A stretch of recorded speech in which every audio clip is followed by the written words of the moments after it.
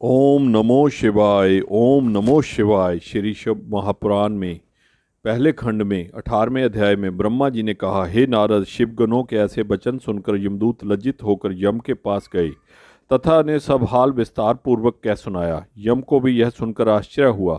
फिर यम ने शिवजी को दंडवत कर अपने गणों को तीनों लोकों में फिरने का आदेश देते हुए यह कहा कि जो मनुष्य देह में भस्म लगाए हो, रुद्राक्ष धारण किए हो, शिवलिंग का पूजन करता हो एवं आराधना में डूबा हो अथवा छल से भी शिवजी का बाण तथा वस्त्र धारण किए हो तथा उसका शिवजी से किसी प्रकार भी संबंध हो तो तुम उसको मुक्त कर देना और कोई कष्ट मत देना।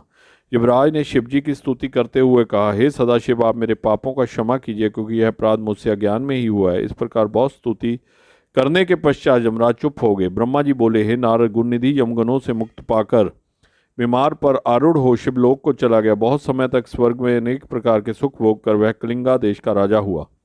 वहां के पहले राजा का नाम इंद्र मुनि था। गुणनिधि ने उसी के यहाँ जन्म लिया तथा कद्रम के नाम से प्रसिद्ध हुआ। वह शिवजी का अनन्य भक्त था। इंद्र मुनि अपने पुत्र में राजा के समस्त लक्षण देख अपना संपूर्ण राज्य उसको 100 प्राणी सहित वन में जाकर शिवजी की कठिन तपस्या करके शिवलोक को प्राप्त हुआ। धर्म को पूर्व जन्म का संबंध था, इसलिए वह समस्त शिवालयों में दीप दान करने लगा। उसने प्रत्येक मंडलेश्वर को आदेश दिया कि जितने भी शिवालय हों वहां दीपक जलाए जाएं और जो उस आज्ञा का उल्लंघन करे उसका सिर धड़ से अलग कर दिया जाए। गांव के स्वामी इस भय से दीप दान करने लगे। वह स्वयं भी बड़े हर्ष के साथ इस कार्य को करता रहा। उसने अपनी नीति द्वारा जनता को प्रसन्न रखा। वह जीवन भर शिवजी के दीपदान से अचेत न रहा। जब उसकी मृत्यु हुई तब उस पुण्य से वह शिवलोक को प्राप्त हुआ। उसने शिवलोक में अनेक प्रकार के नंद एवं सुख भोगे तथा शिव चरणों का ध्यान धरता रहा। इसके पश्चात उसने मृत्युलोक में जन्म लिया।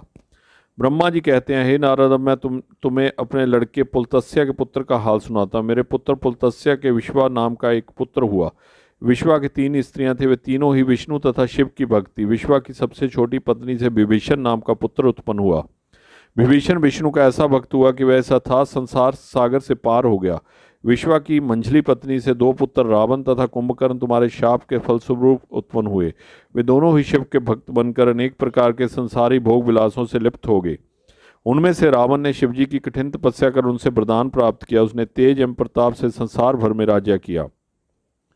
विष्णु भगवान ने उसका नाश करने के लिए स्वयं द्विभुज मानव अवतार लिया था, जिनका नाम राम हुआ, परंतु वे रावण का नाश न कर सके। तब उन्होंने शिवजी की आराधना कर अपने कठिन तप से उसको प्रसन्न किया और शिव के अवतार अर्थात श्री हनुमान जी को साथ लेकर वानरों की सहायता से रावण वध किया तथा उसके वंश को ही मिटा डाला। विश्वा की सबसे बड़ी पत्नी का नाम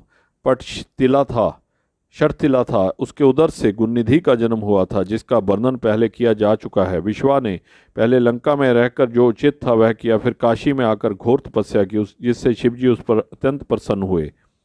शिवजी का वरदान पाकर वह अलकापुरी का राजा हुआ तथा दिकंपति के नाम से प्रसिद्ध हुआ। उसे राज्य करते हुए कल्प व्यतीत हुआ। जब धनवान कल्प का आरंभ हुआ उस समय विश्वा ने तपस्या आरंभ की। उसने दीपदान की संपूर्ण विधि कंठस्थ करके उसमें बहुत ध्यान लगाया।